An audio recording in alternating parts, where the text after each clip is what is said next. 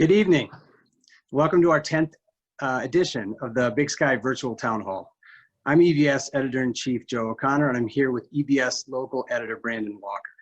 We hope everyone had a safe and fun 4th of July weekend. On March 15th at 8:35 a.m., I received a press release from Big Sky Resort notifying the public that it was suspending skiing operations at the end of the day. That's when reality of the COVID-19 coronavirus pandemic first hit home for me. Over the past 4 months, we've faced our own realities and uncertainties, learning a new vocabulary along the way: social distancing, phased reopening, remdesivir, chloroquine. It's been a long road, and no one seems to know exactly what's next or what the future holds. But we wanted to bring to the show some of the smartest, most influential guests we could find in Montana. And we wanted to shine a light on what these thought leaders are discussing at various levels of government, journalism, and development. We have a great show for you tonight. Montana Lieutenant Governor Mike Cooney is with us, along with Gallatin County's Health Officer Matt Kelley. Bozeman-based journalist and science writer David Quammen is here, and we'll close out the evening with CrossHarbor Capital Partners Managing Director Matt Kidd. We want to thank our sponsors first, L&K Real Estate and the Big Sky Chamber of Commerce. We couldn't do these town halls without you. But thanks again for joining us, everyone, and let's get started. Mike Cooney has been the Lieutenant Governor of Montana since 2016, but he's been in the political spotlight for more than 40 years as a state representative, senator, and secretary of state. He's currently running on the Democratic ticket for governor in November. We should note that he is not appearing here today in a campaign capacity, but rather in his official capacity as Lieutenant Governor. Lieutenant Governor Cooney, welcome to the show. Thanks very much, Joe. It's great to be here. This has got to be the strangest year you've held office in Montana. Tell me about it. Well, it is. It's been very strange. We have 1 year really, when this really started, we had just a little less than a year in the remainder of our term. And you never really sit there and expect something of this magnitude to happen, to just totally, take over everything just overnight. Very quick shifts in our attention. Although, state government still continues to need to go forward. We still need to make sure that we're providing services to the people of Montana. But then all of a sudden we're focusing on everything from how do we get the PPE that we need in the state of Montana? How do we prepare our hospitals, both in our larger cities and in our rural areas, to deal with the pandemic? How do you best get information out to the people of Montana so they have a much greater understanding of what this is all going to mean? And then dealing with just the day-to-day issues that cropped up. And so it has been very unusual in many respects. But the bottom line is, this is what government's all about. This is what government is supposed to do. You've got to be able to be agile and nimble and be able to respond quickly to the unexpected. Sure. It's not what we wanted, but it's what we're facing, and it's what we're trying desperately hard to deal with every day to make sure we're protecting the people of Montana's health and welfare, and the economic welfare of the state as well. Sure. Yeah, absolutely. Well, when you talk about you're talking about, not only the state health department, not only counties, not only, the citizens of Montana, but, also, you and Governor Steve Bullock.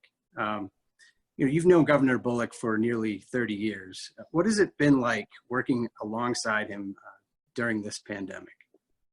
Well, I have known the governor. In fact, a little fact that some people don't possibly remember is that I gave Steve Bullock his first job in state government when he came to work for me when I was Secretary of State.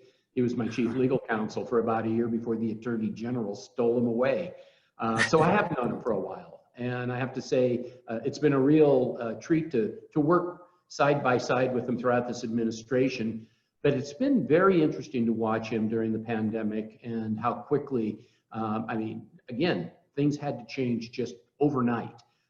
And all of a sudden you see the governor sitting on the phone talking to people on a day-to-day basis, trying to make sure that we're getting the right number of masks into the state, making sure that our local health officials are being kept in the loop on what's happening on the state side, talking to school officials about what we need to do in our schools to make sure that our children are safe and healthy, and that our teachers and the people who work in the schools are able to be kept safe.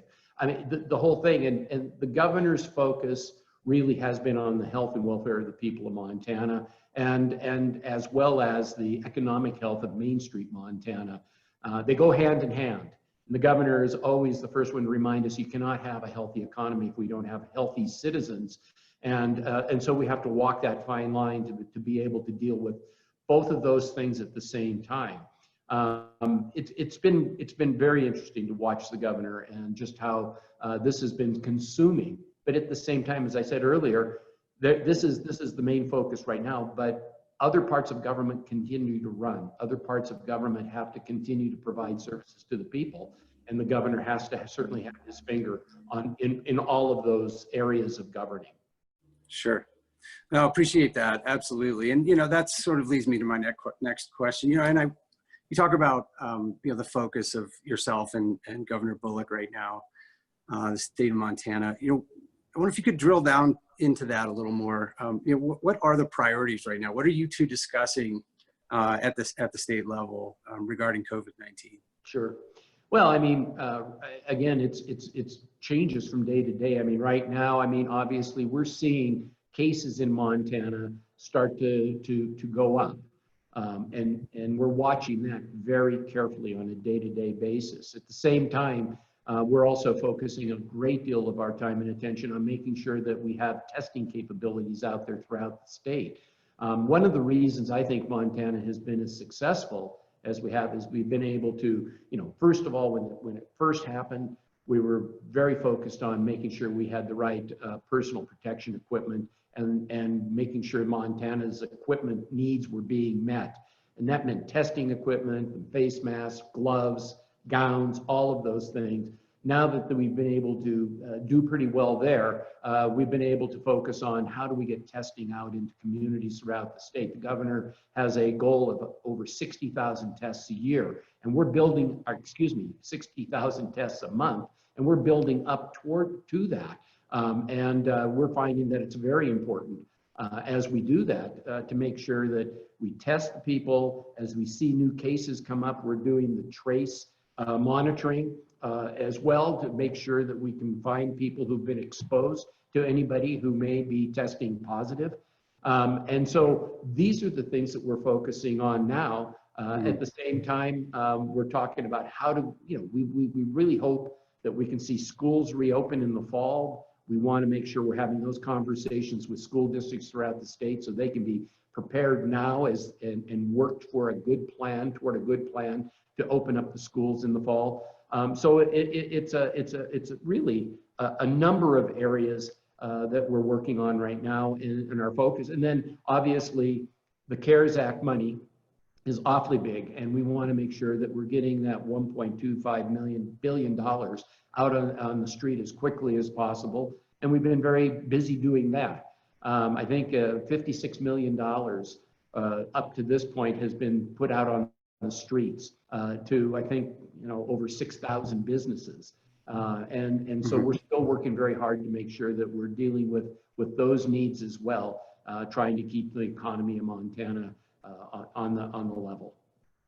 Sure. No, that's thorough, and that's a lot that you all are working on, and we can all certainly appreciate that. Well, going back to, you mentioned testing there. According to a recent Harvard and NPR study, Montana is among 4 states that are nearing the amount of testing needed to begin suppressing COVID-19, excuse me. You said the goal is 60,000 a month. That study, that Harvard NPR study, identified that it said 3,792 tests per 100,000 people is the ideal. Is this an accurate calculation? And, where do we stand as Montanans, in the eyes of the state government? Do we have enough tests? Yeah, well, I mean, we're always having to work hard to make sure that we have the right materials for testing, and it's something that we're focusing on every day.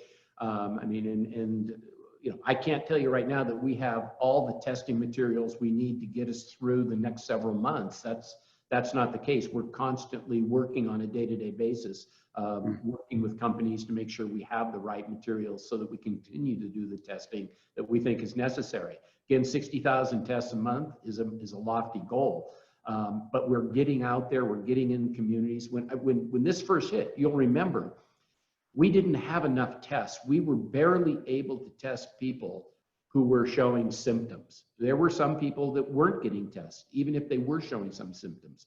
That was totally unacceptable. Now we're in a position where we can actually get tests out in communities, and we have focused a lot of our attention on tribal areas, you know, nursing homes, long care facility, living facilities, and gateway communities in the state where we know we're going to have a lot of activities in the state at this time of the year. So, but we're reaching out as far and wide as we can to communities, and when they make requests, we're trying to make sure they have the capability. And so we're working hard to make sure that testing is important. Along with testing, that puts pressure on us to do the contact tracing as well. As we find people that are testing positive, they may be asymptomatic, they may have symptoms, but the bottom line is we need to make sure we're doing the contact tracing and getting people isolated as quickly as possible. That is the best way that we can stay on top of it.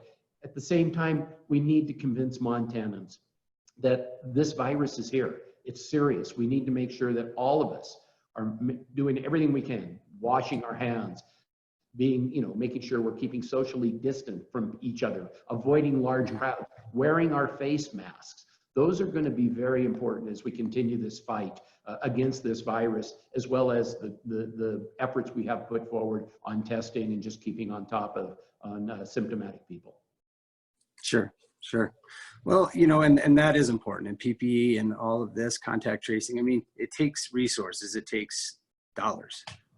You know, looking at Gallatin County right now, for example, and our higher case numbers, you know, how are you all deciding who gets the funding? I mean, is it population based? Is it based on case numbers? How does that decision making go? Yeah. Well, we've been trying to, I mean, when it comes to the CARES Act money, I mean, a lot of that is focused on businesses to try to get them, you know, some resources so that they can continue to operate. And I mean, there's a multitude of programs that we've set up through the CARES Act to get dollars out on the ground as quickly as possible. But communities, if they're in need of resources, we're more than happy to have communities reach out, and we're working with them to make sure that they have the things that they need. And it's you know, and we're trying to deal with communities where they are finding you know, specific needs, where we've had you know, higher rates of COVID occurring. And I just have to say, our local public health officials have been doing a phenomenal job. And I noticed Matt Kelley is on now with us, and I'm not saying that because he's here, but they have done incredible work throughout the state in local counties to make sure they're dealing with this and keeping us informed of what their needs are. And we're trying very quickly, whether it's PPE or other types of things that they may need, to try to do our darndest to make sure we're able to respond to that. Gotcha. Thank you. Yeah. Well, you know, you mentioned education. I know you guys have been working on a plan. You've published a plan on the state website. You mentioned during a July 2nd press conference that you and Governor Bullock are urging schools to open safely if possible. What does education look like this fall, and how did you come up with the plan? Yeah, thank you. It's a good question. I mean, first of all, we came up with the plan. People were saying to us, look, the governor is the person who is, you know, can, under the emergency authority, he can open or he can close schools as he did in the past, this last, when COVID hit the state. But he also then decided that we got to a point where he said local school officials could make the decision on when to open up.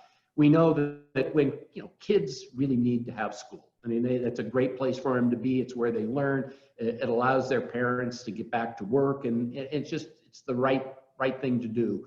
But we need to make sure we're doing it in a way that people can be assured of their health is maintained, they're safe, and that's a tall order under the current situation.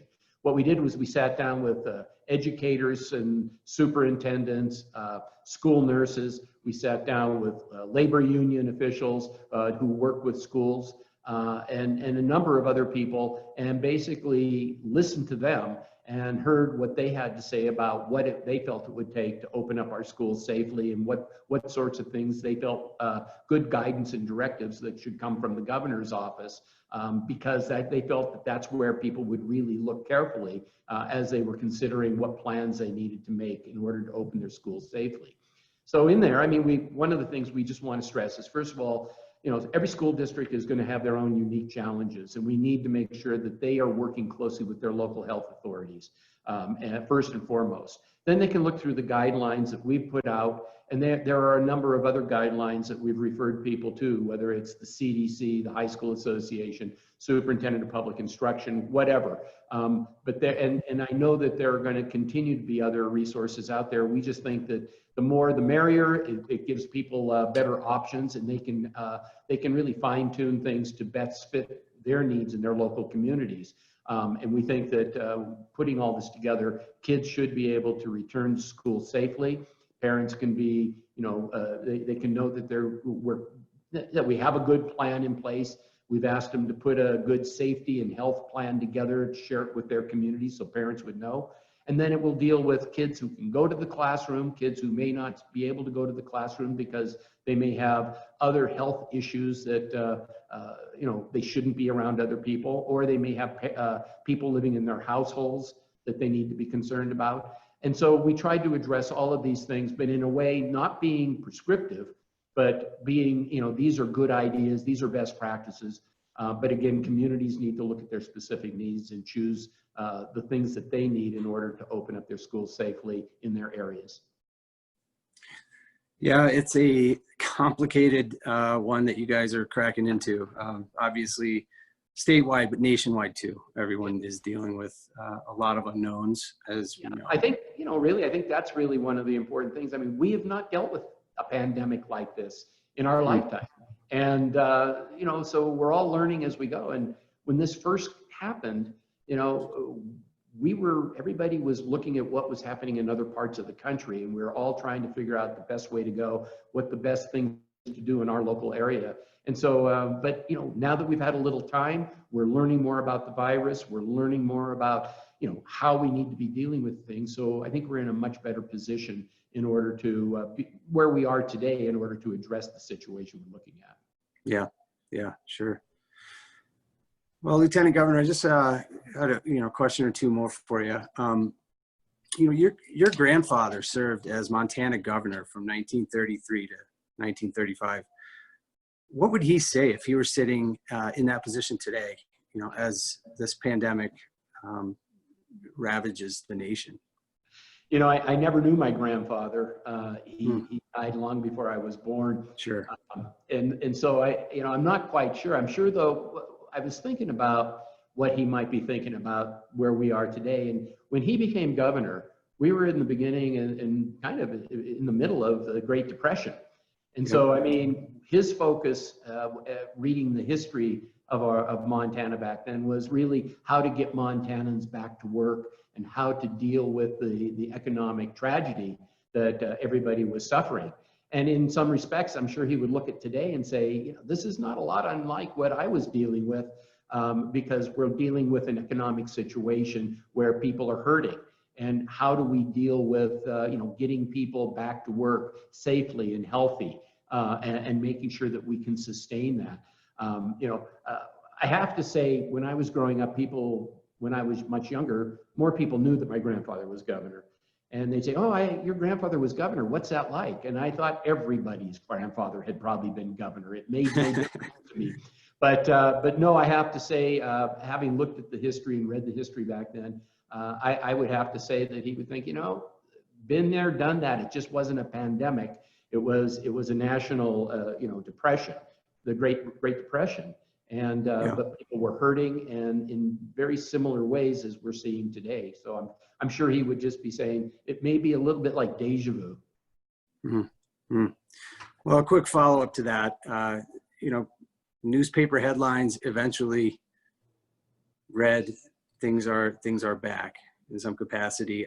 This is a bit of a different situation considerably.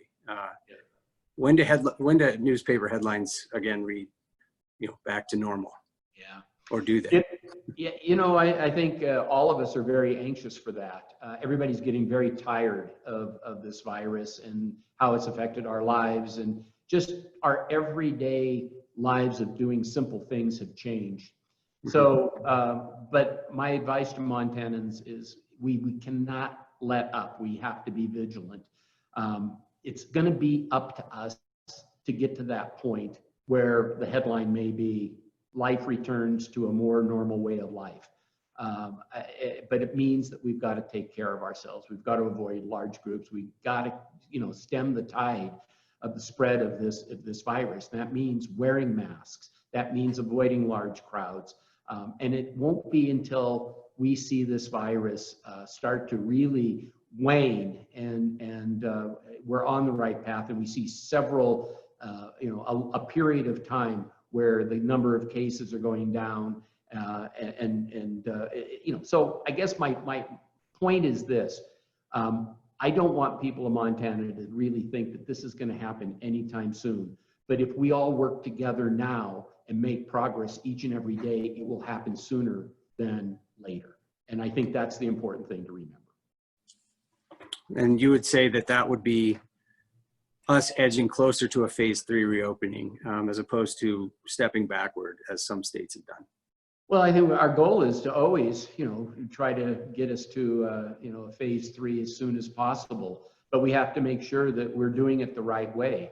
And we're going to continue to take steps through testing and through our vigilance in dealing with these cases. As we see the current rise that we're dealing with, we're going to continue to deal with that, because the last thing we want to do is edge backwards. We don't want to go there. We want to continue through all of us in Montana working together, getting to the point where we're going to be able to say we're closer to phase 3.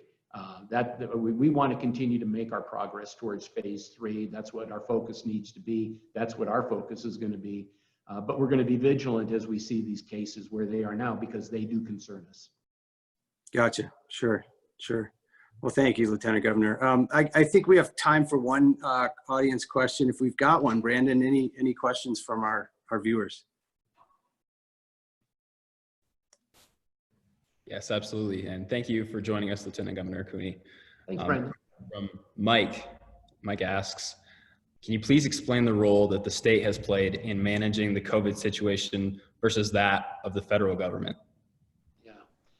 Well, this has been a learning experience for all of us. And I have to say, early on, for sure, there has been some real frustrations in working with the federal government as far as us working to get PPE and different supplies and just getting information as we need. I mean, one of the things is I think that people are looking to the state for more direct information. We're trying to make sure that Montanans have good information. We are saying without any question, wear masks. That makes a big difference. I wish we could get that kind of a statement from the federal government, but it's been a bit of a struggle. We're getting a lot of mixed signals regarding that. The virus is here. It's very nasty stuff to deal with. We've seen, you know, we got to a point where we were very, I think numbers were looking really good. Hospitalizations were one of the lowest in the nation for hospitalization. And we want to continue to work our way toward those goals of seeing us make progress fighting this virus.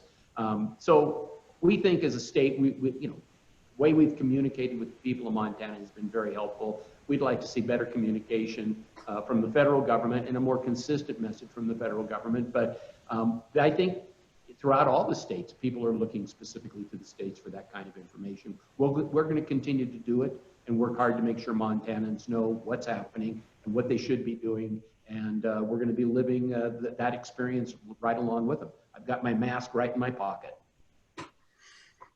Perfect. Thank you for that. You bet. Yes, absolutely. Thank you, Lieutenant Governor Cooney, for joining us. It's been an honor. It's been fantastic, hearing your point of view, and we really appreciate your time today. Thank you all very much, and I have to jump off, but I want to wish all the other panelists all the best, and have a great program. Thank you. Thanks. So, Lieutenant Governor Cooney, some great words of wisdom and advice from him, from the state level. He mentioned the importance, and right now especially, of local public health officials, and we've got one queued up right now. Brandon. Yeah, thanks, Joe. Possibly more involved than anyone in Gallatin County with the COVID-19 pandemic. The Gallatin City County Health Department Health Officer, Matt Kelley, is here making another appearance on the town hall. Matt, thank you for joining us tonight. Yeah, no problem. Glad to be here. So first off, with the recent spike in cases, can you briefly discuss kind of a state of the union as to where Gallatin County is right now? Yeah, I sure can. So we had, as most people are aware, a significant period of time after we did the stay-at-home, after the governor did the stay-at-home order, and we imposed some local regulations where we dropped, and we weren't finding cases for 4, 5, 6 weeks. That's changed dramatically. We're getting to the point now where we're getting double-digit cases most days. We're seeing cases from really most parts of the county. We have cases coming from Big Sky. We have cases coming from West Yellowstone, and we have a really significant number coming from the Gallatin Valley. In Big Sky, I can tell you, it's not just concentrated in any one area or one demographic group. We're seeing them in construction. We're seeing them in tourism. We're seeing them in bar settings. We're seeing cases in healthcare settings. And we're seeing cases of visitors and people who live in town year round. There's just one thing that's been really difficult and really challenging over the last 2 to 4 weeks is the cases are coming with a lot more contacts than they used to. When we had people number one, the weather was colder. We had a stay-at-home order in. The pandemic was newer. People were less, I think, tired by it. We were getting cases, and we had a fairly limited number of close contacts. When we get cases now, we just have more cases with a really high number of close contacts. The cases, the average age has dropped significantly. I think when we started, we had in March, our median age was about 43 in Gallatin County. That's dropped into the mid to upper 20s. And as you get into those lower age brackets, people tend to be more active. A higher percentage of them tend to think they're invincible. And we have a much higher degree much higher number of close contacts. So that's been a really significant challenge. So bottom line is cases from many parts of the county with a lot more contacts makes a lot more work. Makes a lot more work for us and makes the pandemic that much more difficult to contain. Yeah, absolutely. Thank you for that update. So obviously masks are a very hot topic right now, and there's a lot of discussion surrounding mask requirements in places of business. Is there a possibility that Gallatin County could impose a mask requirement to enter a business? It's possible. I know that I spent most of today talking with Board of Health members, the county attorney, other elected officials and stakeholders.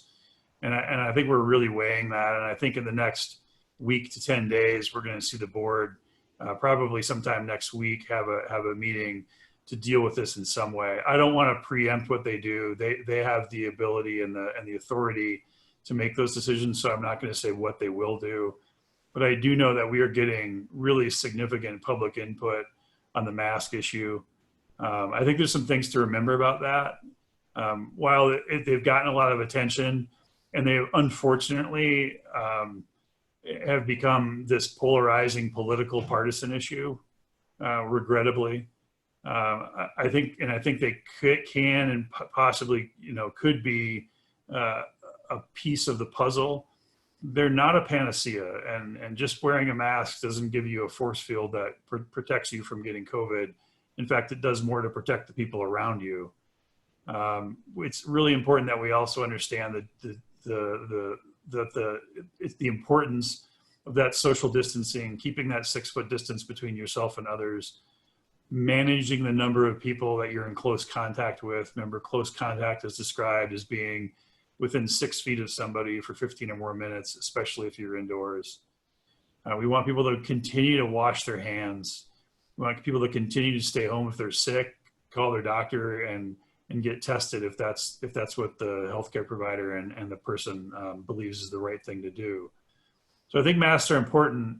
I think they can be a piece of the solution, but they're not an entire solution. And what I would say is I think the Board of Health members in Gallatin County are concerned. They're definitely hearing from a pretty wide spectrum of viewpoints on this. You have people who absolutely think we should snap our fingers and mandate them across the board, and that'll be the end of it. And you have people who think that we should just keep our nose out of that. I think that we'll fall somewhere in the middle of that. A mandate would be difficult in a lot of ways. Enforcement would be challenging, but we're working on it, and I think the board will be taking action here in the next week to 10 days. Yeah, those are great points. And that actually leads perfectly, the last piece you said there, into my follow-up question. If the mandate were to be enacted, how do you envision it being enforced?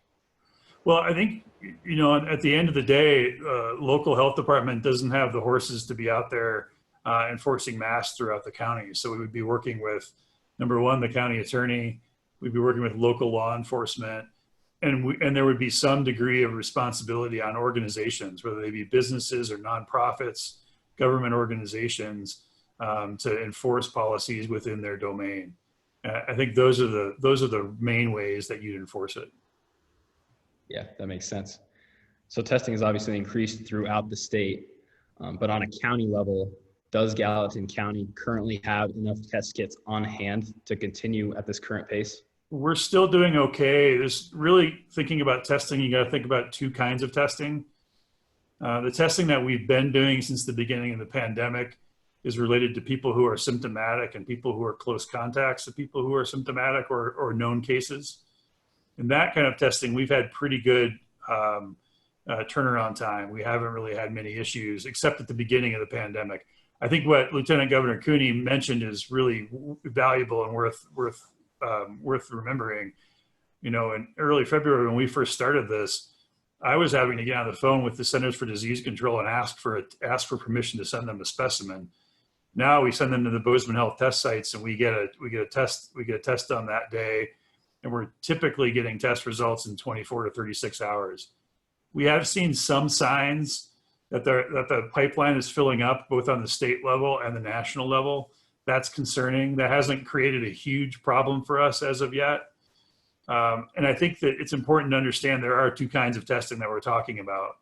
The kind that we've been pursuing and that the Gallatin City County Health Department is devoting most of its resources to are close contacts of known cases and people who are symptomatic.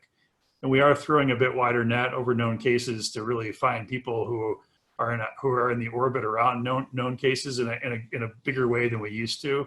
But that's really our focus. The other kind of testing that you saw in Big Sky last week on Wednesday is what's being termed as surveillance testing. And that really is a term that's kind of a term, it's a variable term depending on who's using it. But that's testing where people can just roll up or get a test, or where people are being identified because of their occupation, but not necessarily because they have symptoms and not necessarily because they're a close contact of a known case. That kind of testing, we're also seeing signs that the pipeline is filling up there and it's taking a little bit longer. That kind of testing can take between 4 and 7 days to get results. And we're hearing some reports that it's taking longer in some cases. And so there's a concern there. I think one of the things that's a little bit concerning about that is, Bozeman Health has some capacity, has the machinery to do more tests. And we'd like to see the federal government come through with some of the reagents and some of the materials we need to really expand that capacity here in Gallatin County. What I can tell you right now is when we have a case, when we have close contacts of a case, we have people who are symptomatic, we're able to get them into testing sites and get those tests around the state public health lab, in most cases with little delay. Well, that's good news. While we're on the topic of testing, There's been debate recently regarding false positive tests. Based on your observations, how effective are the COVID-19 tests at this point? Well, I think the concern there is when you're using the COVID-19 test, the PCR testing that we're doing is a diagnostic test. It's not really designed to be a screening test. But what I mean by that is when you use it in a population where there's a low prevalence of disease, there's a higher proportion of your positives are more likely to be false positives.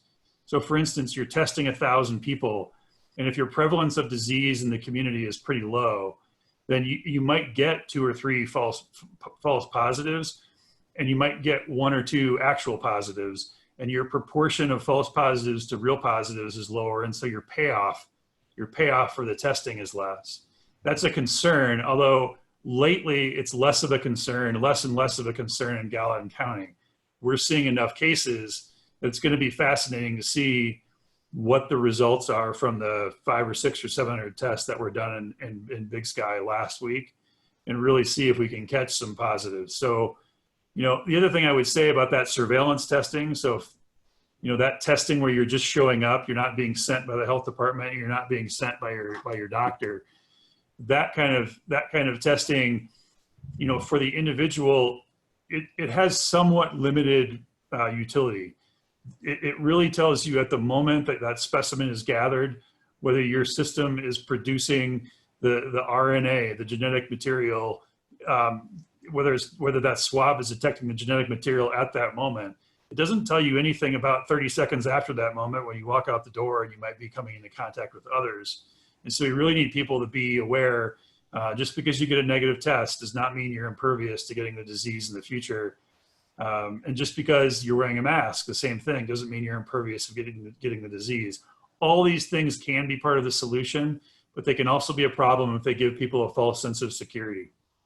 Yeah, absolutely.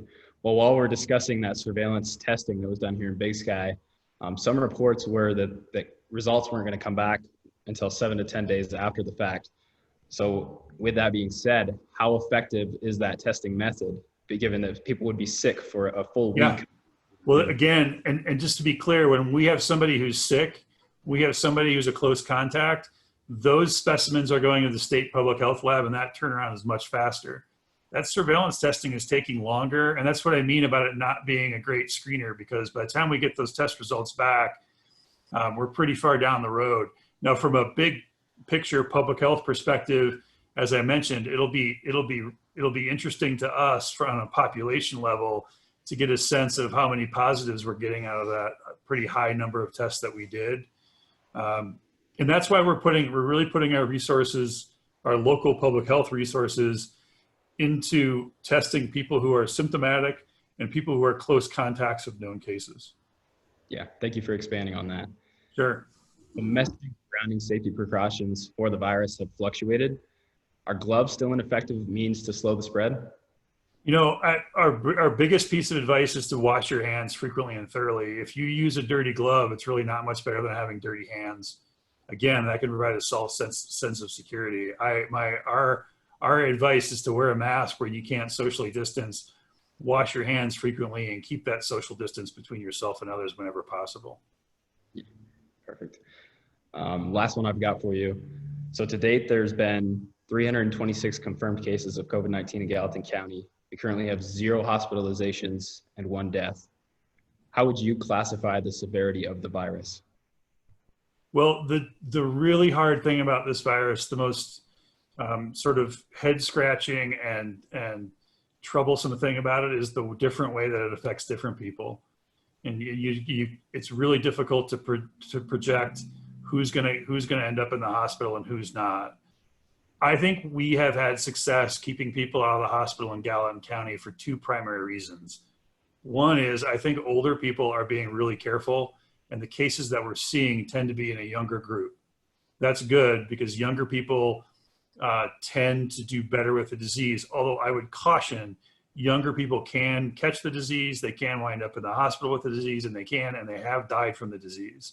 So I say that just to explain why we probably have had lower hospitalizations, not to give anybody a false sense of security.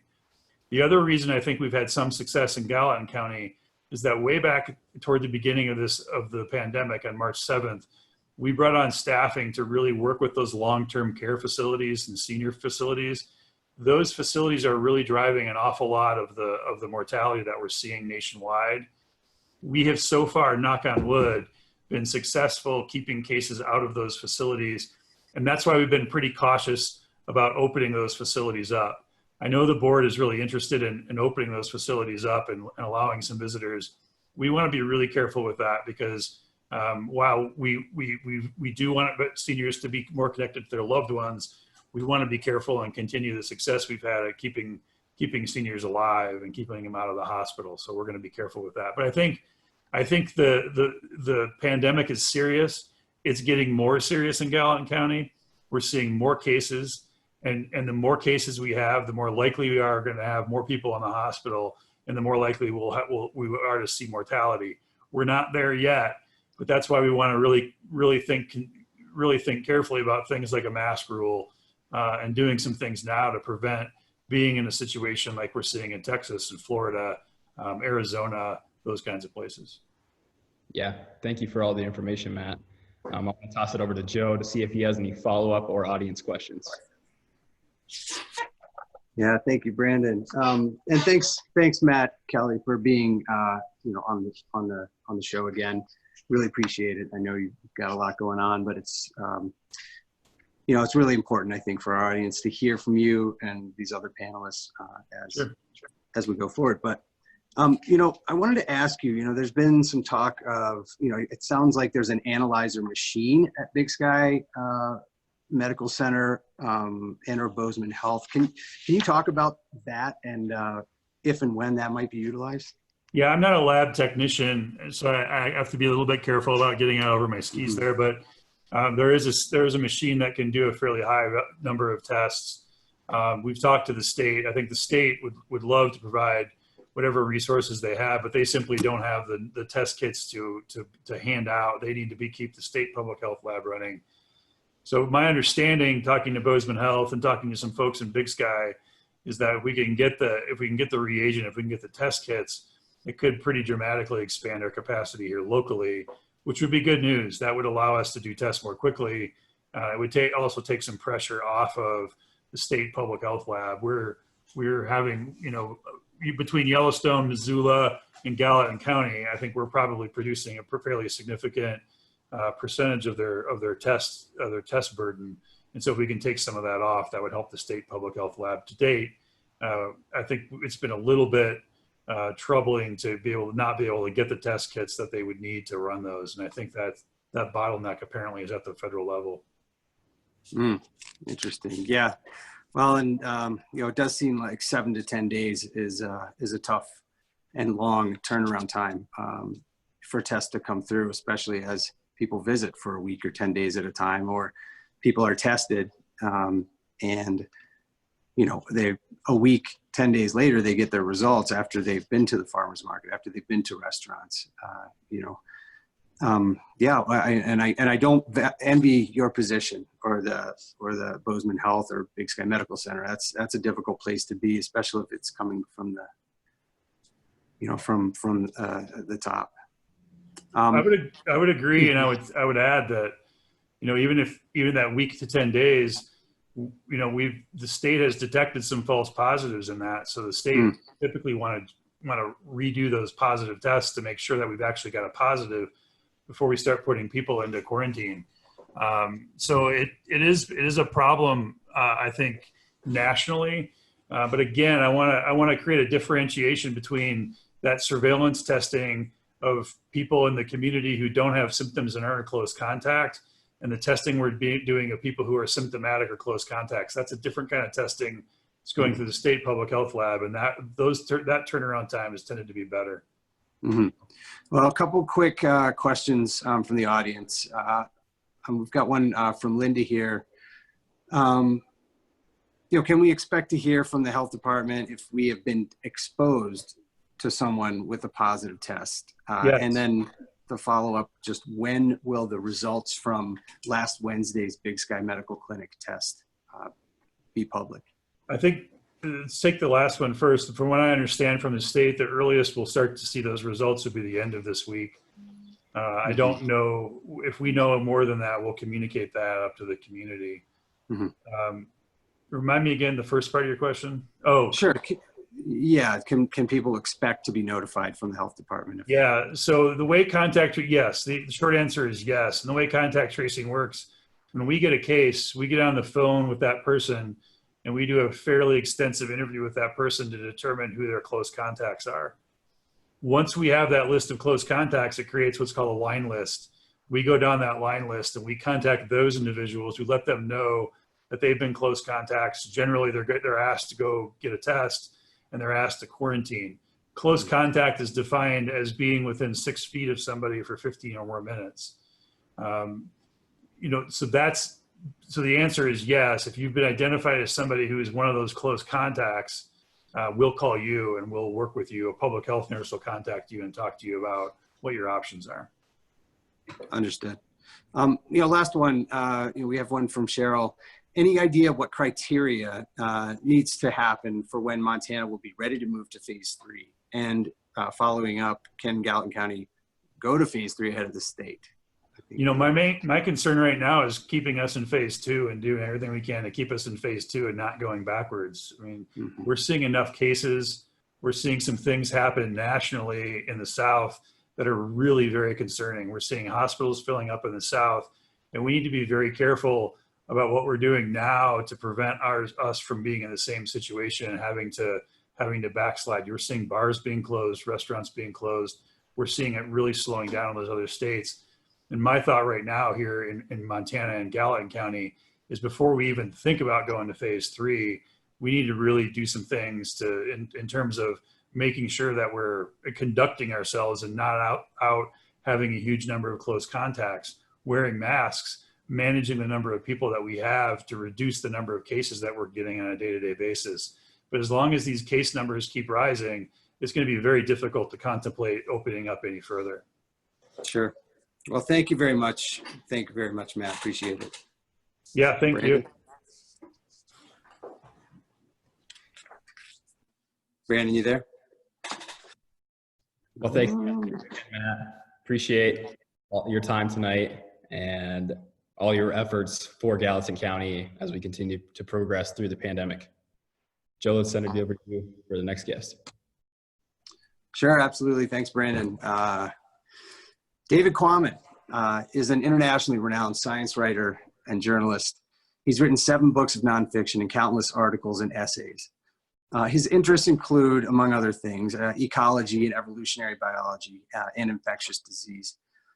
Todd Wilkinson interviewed Quammen for our latest edition of Mountain Outlaw magazine this summer, and Quammen's 2012 book, Spillover, predicted the COVID-19 pandemic.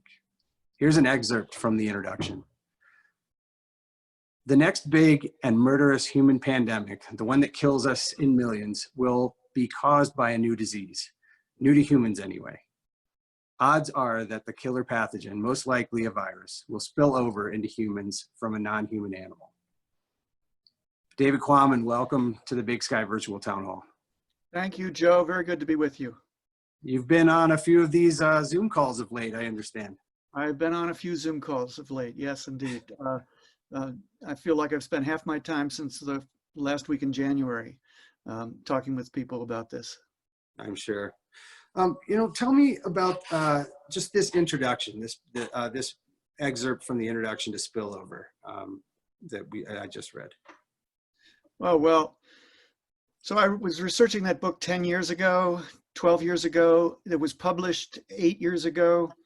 At that point, it was very obvious to the scientists that I talked to my savvy select group of disease scientists, that what I came to call, following one of those scientists, the next big one, the next big disease outbreak that could turn into a pandemic, that it was coming. And they gave me, as a consensual scenario, they gave me the details. Yes, it will be caused by a virus. That virus will come out of a wild animal. What kind of a wild animal? Well, possibly a primate or a bat. What kind of a virus? Well, one that belongs to a family capable of fast evolution, for instance, an influenza virus or a coronavirus. Where might this occur, this spillover? Well, someplace where humans come in contact with wild animals, for instance, a wet market, or near a wet market in China, for instance. That was all there. That was all there. So in mid-January and late January, when this event appeared as a small dot on the horizon, I was asked to write an op-ed for the New York Times. They said, what do you want to write it about? I said, I want to write it about this coronavirus. I think it could be very dire. That was published on January 28th. And then finally, surprise started to set in for me as the virus spread, as the pandemic spread. And the thing that surprised me most was how utterly unprepared we were for it. The United States and a number of other countries, not every country, but I was just astonished by how unprepared this country in particular was to deal with this thing that not just my scientific sources, but scientists all throughout the disease community and public health officials had seen coming. And political leadership just paid no attention to the warnings. What did places like Germany, places like South Korea, places who handled Australia, who handled this disease in a different way, this virus, what did they do differently? Oh, there's a whole range of stories, and I've been keeping up with some of them, but I haven't been keeping up with all of them.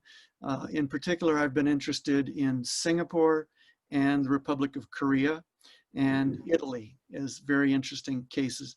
Germany also, as you say, Germany dealt with this firmly and efficiently. They had, I believe, their own testing capacity. We had faulty testing capacity in this country because of a contract with the CDC that turned out poorly. Singapore and the Republic of Korea, South Korea, both had been alerted very strongly by the original SARS event in 2002 and 2003. They were hit hard by SARS-1, and they took that warning to heart. South Korea was hit again by MERS, the Middle Eastern Respiratory Syndrome coronavirus that came out of Saudi Arabia in 2012, but then hit South Korea in 2015 and sickened a number of people and killed a number of people. So Singapore and the Republic of Korea in particular knew that you take a coronavirus seriously. If it's a new coronavirus and it's capable of transmitting readily from human to human and killing a certain number of the people that it infects, you take it very seriously from the start. And they did that. But that's, yeah, absolutely. But that seems to be what the problem is that, you spoke to MERS and SARS and, Ebola, H1N1. Did we get collectively complacent because we dodged a number of, this is the big one, viruses? Well, the scientists and the public health officials did not become complacent. They became alert from those events.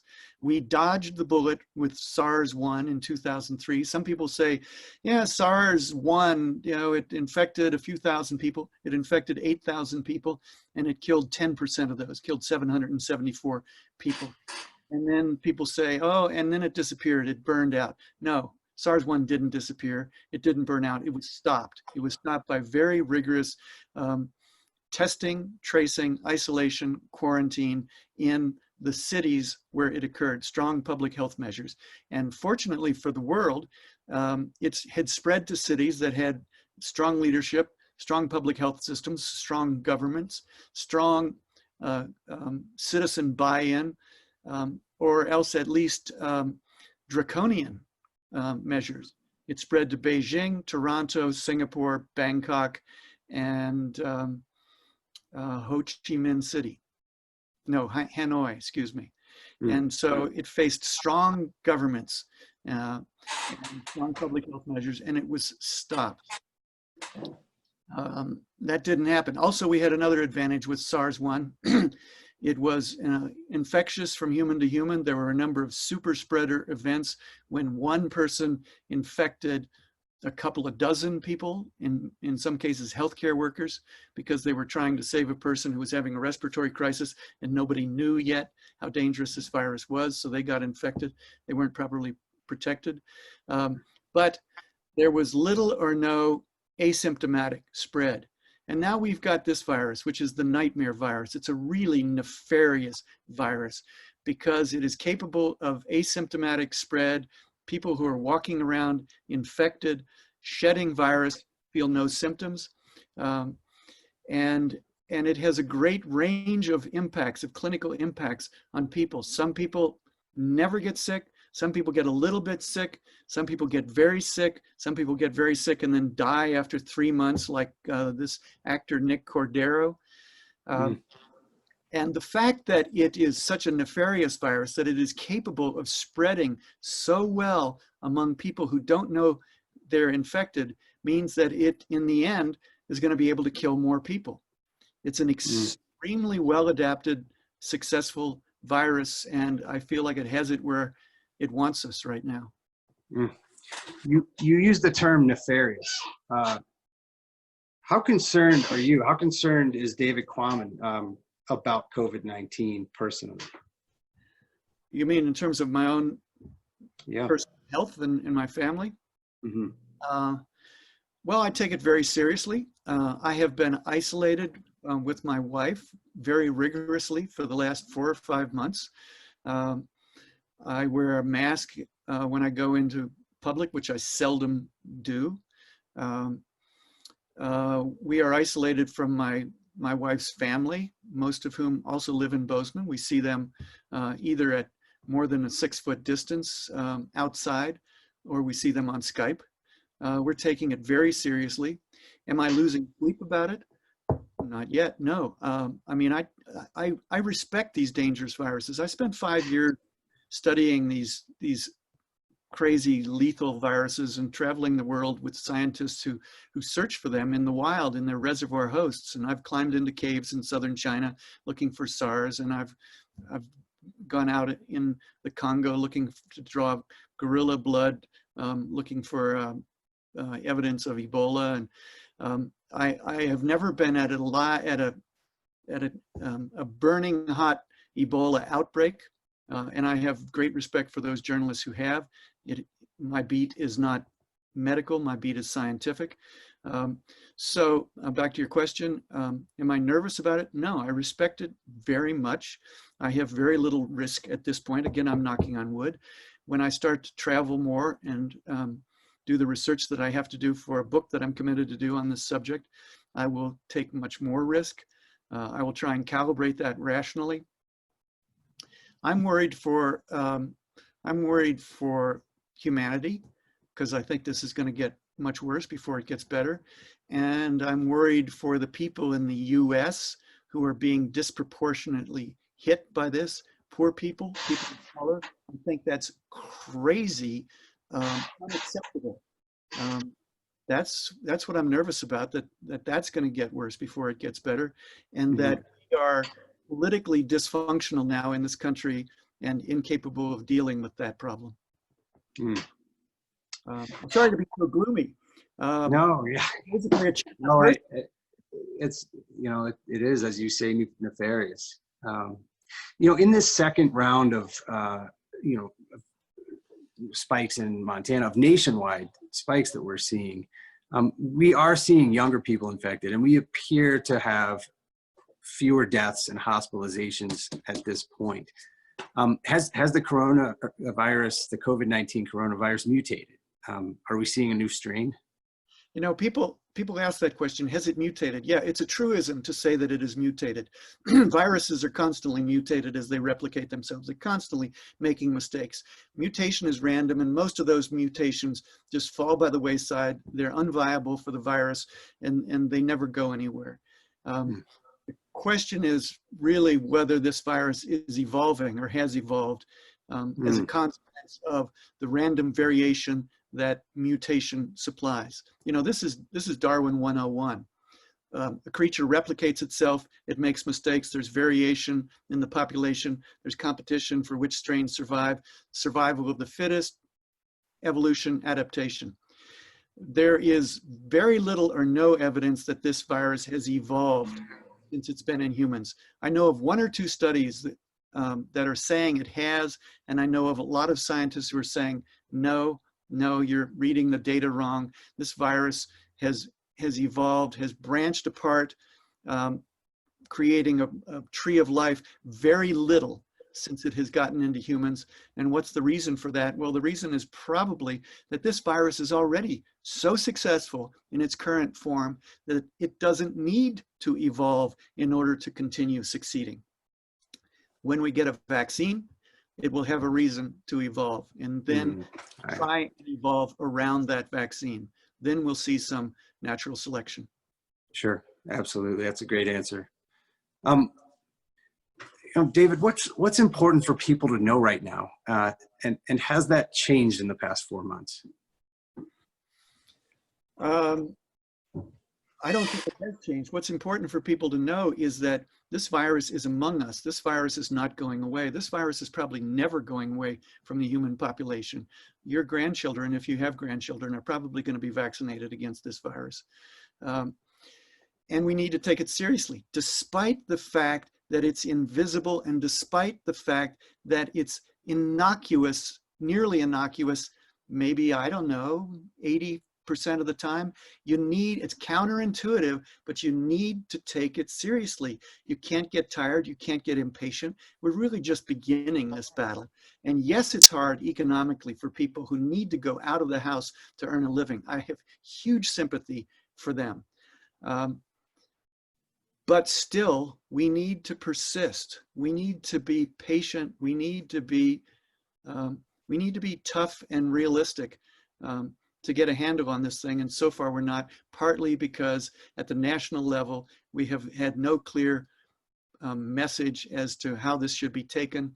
You know, Tony Fauci stands up and tells the truth, and he's like a man running in sand.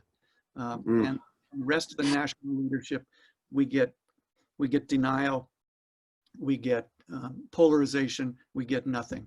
That's very frustrating to me.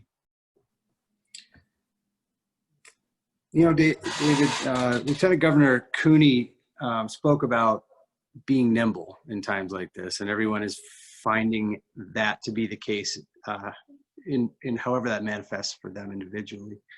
You know, you were pulled off a project, essentially, a book project. You're working on a new book for Simon & Schuster about COVID-19. I wonder if you could talk just a bit about that pivot and what that meant and for you. I'm happy to. And then let's get Matt Kidd in here. I want to hear what he has to say too. Yeah. So I had to make a pivot. You know, I'm a freelance writer. I'm used to working from home. Working from home is nothing new, except that I'm also used to traveling the world to do the research that allows me to come home and write articles and write books, and I can't do that now. I was in Tasmania during the month of February, following Tasmanian devil biologists around in the bush in order to gather information for a book on cancer as an evolutionary phenomenon.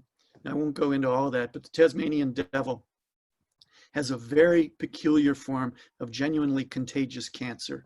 And it's one strange phenomenon on a spectrum of phenomena that reveal that cancer is very much subject to Darwin's theory too.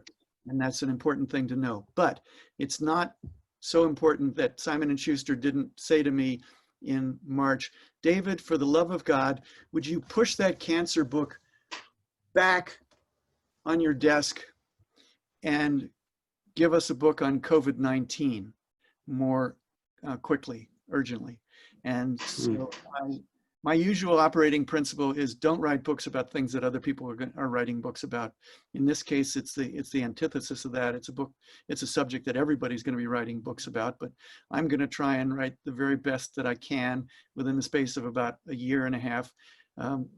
Something that's neither the first book nor the biggest book on this subject, but I hope it'll be a unique book. It'll focus on the science in various different ways, and I feel like it's less an opportunity than a responsibility to do a book on this. Absolutely.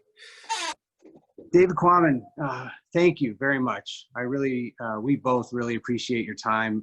It is an honor to have you on the show. Thank you. Good to be with you. Okay. Take care, David. Brandon, we've got one final panelist. Let's shoot it back to you, and love to introduce Matt Kidd. Yes, we do, Joe.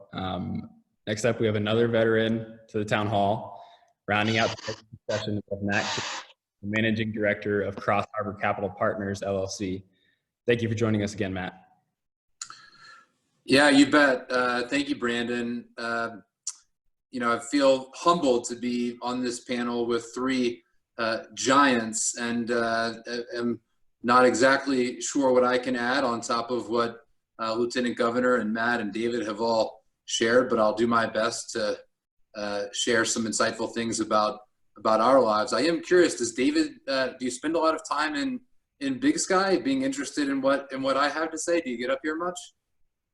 I get up there occasionally. I'm certainly very interested in what you have to say. I don't get up there often, but I certainly know a number of people up there, and I care about what's going on in Big Sky because it's a very important part of this county in lots of different ways. Sure. We appreciate that. The good news is we have lots of activities that are easy to do while social distancing outdoors. So if you're comfortable, maybe you can come up for a bike ride or something later this summer. We'd love to host you in Big Sky. Thank you, Matt. After I get recovered from my double knee replacement this summer, I'll be very eager for some bike rides again. Good time to do that, I suppose.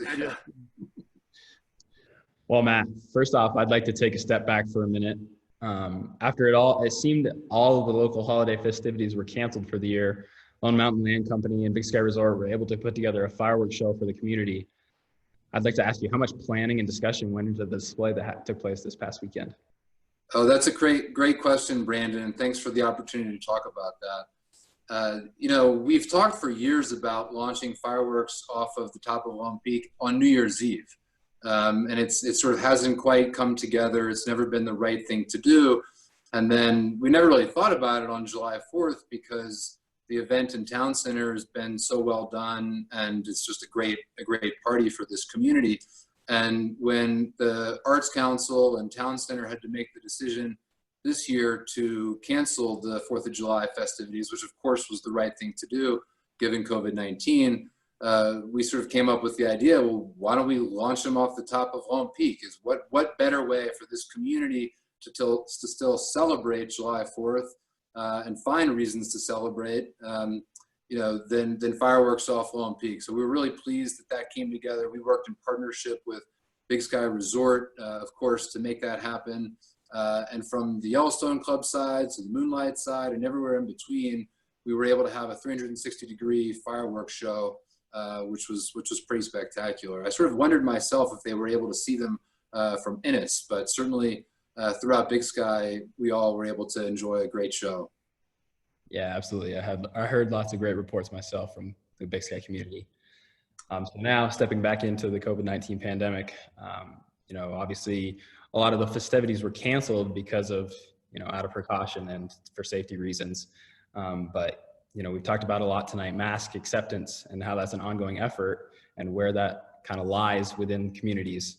I know that you've mentioned that masks are mandatory on CrossHarbor job sites. Would CrossHarbor consider mandating masks in either of the clubs?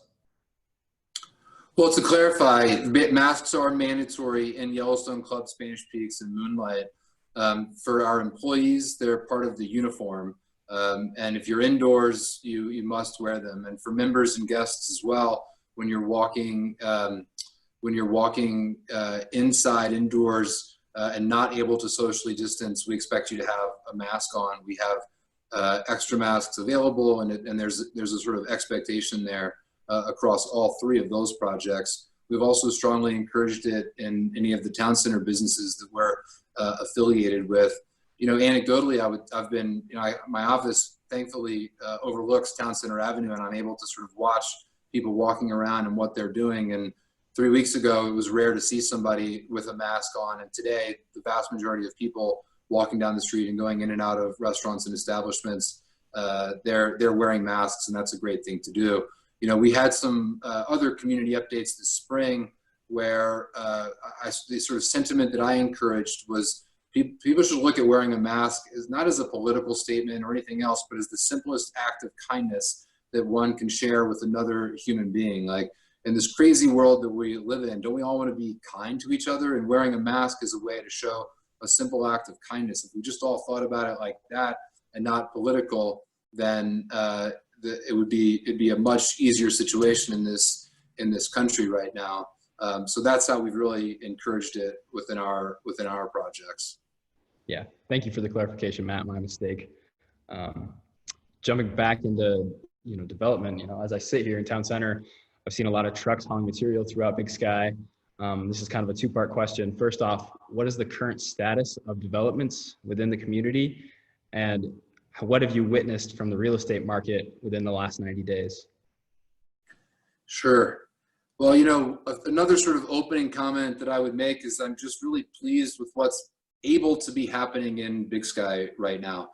When I was on the panel in late April or early May, I can't remember exactly when that was, but frankly, we were extremely uncertain about our ability to even have a summer operating season.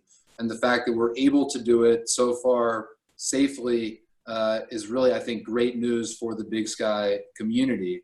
I was talking with another individual earlier today who's very sort of knowledgeable about the medical world.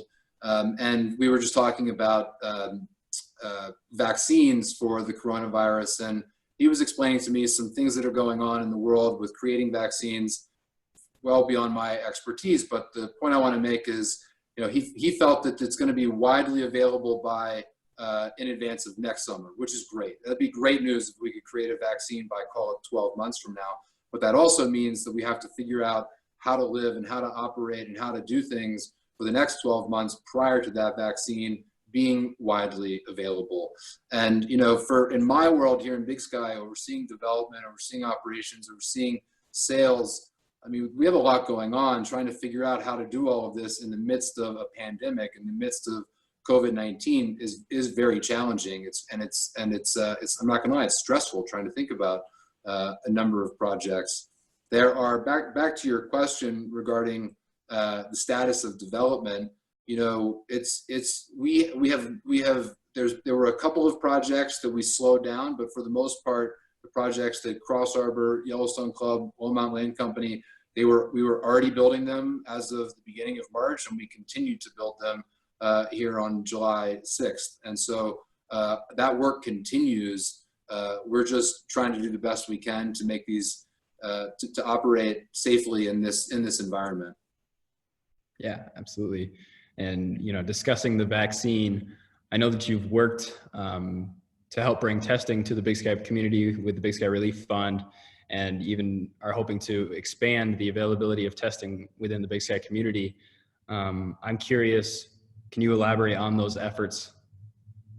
Sure. Well, Matt Kelley has done a phenomenal job. We've worked very closely with Matt, with Lieutenant Governor Cooney and Governor Bullock, as well as other officials from Gallatin County and Madison County. We appreciate sort of everyone's efforts. I enjoyed what Lieutenant Governor Cooney had to say regarding government's role in this, and I agree with that. That there's an opportunity within this pandemic that government needs to help serve, and we appreciate the resources that each sort of division of Montana's governments that I mentioned has brought to this.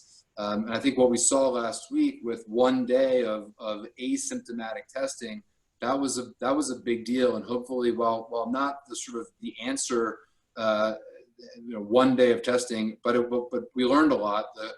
The governmental officials learned a lot, and it'll help people prepare for being able to do more testing. As Matt has mentioned as well, the reality is if you have symptoms or contact tracing has been done, that sort of resulted in you getting communicated with, then you can get tested very quickly with faster results than those 7 to 10 days. And we continue to work to try to get those test kits for the analyzers that the Big Sky medical system has, so that even more rapid testing can happen in Big Sky. A couple other big picture thoughts on testing. Ultimately, you know, what we've been trying to encourage through testing, particularly this summer, is to just learn a lot. You know, testing is not going to enable changes in mask policy. It's not going to enable changes in, you know, social distancing policy. Those things are here to stay. And frankly, the mask comment I was going to make a minute ago as well is, assume you have COVID-19 and are just asymptomatic. Put on a mask to protect everyone else around you. But with testing, you know, there's nothing that we can learn from testing that would enable us to change our summer operating plan. What we ultimately might be able to do with testing is stay open and be able to have a winter season for those of us in Big Sky that really think about summer season, winter season. It's going to be next summer before there's a vaccine widely available. That means if we want to have a ski season in Big Sky, we better have a plan to operate, you know, without a vaccine. And testing is a big key to that. Ultimately, there are tests awaiting FDA approval that would be rapid results, sort of 15-minute results. Those don't exist today, but the state and the county are able to get them in 24 to 72 hours for symptomatic or at-risk individuals. It's a longer timeline for asymptomatic individuals, but that, again, last week was a start. You know, another huge goal with testing at the moment is we can't eliminate COVID-19 from our lives, right? It's here. It's here in July of 2020. It is what it is, but we can minimize it, right? And so if testing enables us to slow down a super spreader and quarantine individuals or a group of individuals that might have resulted in taking 10 cases to quickly to 100 or thousands of cases, and that's a huge goal of testing. And so we have been working with a company called Matrix to bring some additional testing capacity to our projects in Big Sky for our employees, for contractors and vendors, members and community members. That will free up the testing that exists through Bozeman Health and the county health departments, and will just enable us as a broader community to, like I said, prevent those super spreaders from accelerating the growth in cases. Yeah, you obviously have your finger on the pulse as the pandemic progresses, Matt. Have you seen an increase in real estate sales because of COVID-19? Are people escaping to Montana, so to speak? That's a great question. You know, it's a complicated question as well. Obviously, there was a mandatory 14-day self-quarantine prior to June 1, so there was sort of nobody coming and looking at real estate prior to then. Although people that had maybe been in Big Sky previously were interested. I think big picture, yes, we see there's a big demand for property, not only in Big Sky, but for all of Montana. You're seeing that in the Bozeman market as well. The Bozeman real estate market is very strong.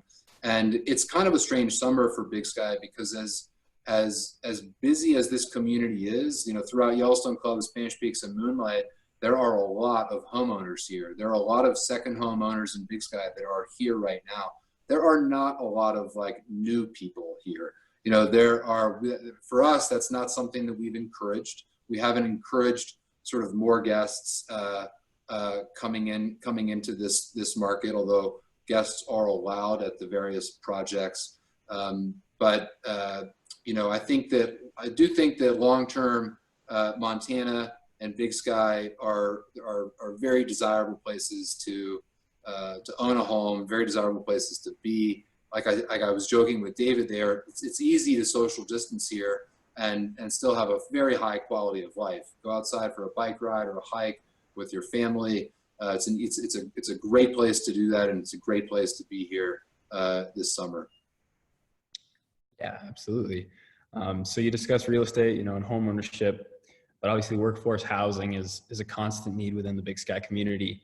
Can you update us as to where the current workforce housing efforts of CrossHarbor are at and Lone Mountain Loan? Yeah, appreciate that, Brandon. You know, as I mentioned before, we've been extremely busy through this sort of pandemic, this period, not only managing our existing projects, but also planning for the future and still trying to develop for the post-COVID world, if you will, right? We know that no matter what this summer, no matter what next winter, really looks like, we will collectively overcome this.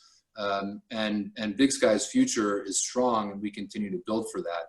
Having the sort of more readily available, appropriate workforce housing has been a big effort of CrossHarbor and Lone Mountain Land Company this year. We're hopeful that this fall we'll start construction on what we call the Powder Light Project, which is next to the Ace Hardware. There will be over 340 beds developed at that project. We will need, there will be a process with Gallatin County such that we can start that prior to the turn lanes through the Tiger Grant project going in, but we hope to start construction on that project.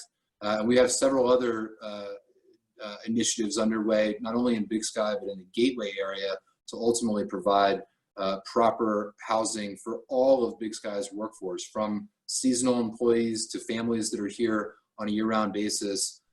Our efforts are not just focused on Yellowstone Club, Spanish Peaks, and Moonlight, but on developing that full spectrum of housing for Big Sky's workforce. And we're pleased with some of the progress that we've made on those efforts, even through this pandemic. We did also, I would quickly mention, we were fortunate enough to close on the Bucks T4 acquisition since I last spoke. That was an interesting one also to sort of close on during the pandemic here, but we're pleased we were able, with the team from Bucks, Haley and Scott and everyone, were able to get that restaurant reopened this weekend. So for the broader Big Sky community, of course, do it safely, do it with masks, but come see the team at Bucks. They'll take great care of you, as always, for your dining needs. And when we're able to do larger events, those spaces in Bucks that have been great community events for Big Sky for the last 50 years will be great community spaces for Big Sky going forward as well. And we're pleased to be continuing to offer that for this community. So when you can do it safely, go check out Bucks with the team there. Thank you for the updates, Matt. Appreciate that. So as you mentioned, this is your second time appearing on this forum. I would like to take a minute to have you reflect. In your opinion, how has Montana progressed or regressed since you last spoke on the town hall in April? Yeah, thanks, Brandon. Appreciate that question. You know, it was interesting. Throughout most of May and early June, we had no new cases in Gallatin and Madison counties. There was quite a long stretch there of no new or no active cases, actually. And now to have on a daily basis more new cases than we had, and for that matter, more new cases in Gallatin County than we had total active cases in the state as of 6 weeks ago. But we knew that was going to happen. We knew that when the 14-day self-quarantine lifted and more people started coming to Montana and more people started doing things, that those cases would rise. I'm encouraged by the fact that there's been very few deaths and very few hospitalizations. You know, when we made the decision to close our various projects in March, a big reason for that was that the hospital system wasn't prepared to handle a big outbreak. And today in July, the hospital is much more prepared to handle cases, to do testing, to handle the sort of medical needs of this community, both the Bozeman Health and Big Sky Medical Center, than it was in March. And we're pleased to have helped the hospital through that. And so as sort of, you know, eye-opening as it can be to see those numbers of cases, we know that the community can handle them, and it's a sign that we should all keep wearing masks and stay vigilant in this. Absolutely. Yeah, definitely. Well, last one I have for you, Matt, and then I'll let you get on with your day. I'm going to borrow this question from Joe. He asked Lieutenant Governor earlier, when do you believe we will read the headlines back to normal? I think that's next summer, you know, because I don't think you're back to normal until there's a vaccine in place. I think as David, David's a very smart individual, as he articulated, this virus is going to be with us for a long time. It's going to be with us longer than next summer. It's just that our medical community will help us get it more in check by next summer. I don't, maybe that means we can have groups bigger than 50 before next summer. I'm not really sure on that. I don't know when groups greater than 50 can congregate in Montana, but I don't think it's back to normal for a while there, Brandon. Yeah. I mean, I think it's pretty much anybody's guess at this point. Joe, I'd like to send it over to you to see if we have any follow-up questions from yourself or audience questions. Yeah, thank you, Brandon. Thank you, Matt. We do have a question from the audience, and it's sort of a follow-up, Brandon, to your question here. Matt, you were just talking about how we're not expecting a normal or anything until we have a vaccine, which is likely next year. What does that mean for the ski season? This is from Jeff. What will happen if Big Sky Moonlight Yellowstone Club can't open this coming winter? Are you talking about that yet? Is that sure? Absolutely. And appreciate that question, Joe, and whoever asked online as well. Although I don't think we're back to normal, I think we can operate. The good news is we're operating this summer, and maybe it's easier to operate in the summer than the winter, but I'm very optimistic that we'll be able to open this winter. But I think testing will be a big key to that, to be able to, and hopefully, even though it's next year before the vaccine exists, hopefully this sort of rapid testing of being able to get results within 15 minutes, that would be a game changer for employers to keep their workforce employed, right? And for being able to stay open, that's not only a guest issue of making sure that guests can be welcomed safely, but to make sure that the workforce, the employees can be kept safely while working. So hopefully rapid testing exists by then, or even with just the testing that exists today, doing more of it will help us all have a winter season. Again, I don't think we're having several 100-person events inside anytime soon, but we should be able to ride ski lifts if we're riding in golf carts, right? Yeah, that's very true. Right on. Well, that's fantastic, Matt. Really appreciate your time today, and all the rest of our panelists. It's been eye-opening. It really has. Brandon, I'd love to send it back to you for some final words. Yeah, absolutely. Thank you again, Matt. Appreciate your time and coming on with us again. It's greatly appreciated. I would like to thank all of our sponsors, EBS, Outlaw Partners, L&K Real Estate, and the Big Sky Chamber of Commerce for helping us put on this town hall here tonight. As I sit here and reflect on the theme that came from tonight's town hall, I think the word vigilance is kind of sticking out in my mind. Everyone touched on different ways to combat the spread and having the pandemic endure a longer period of time than we would all like. I would also like to thank all of the panelists for providing their insight this evening, as well as thank everyone that tuned in tonight to this town hall. On behalf of my colleague Joe O'Connor and everyone at Outlaw Partners, as we continue to combat the COVID-19 pandemic, I would like to remind everyone to stay safe and be conscious of your actions as we process all of the constant information that we were receiving. Thank you and have a good evening.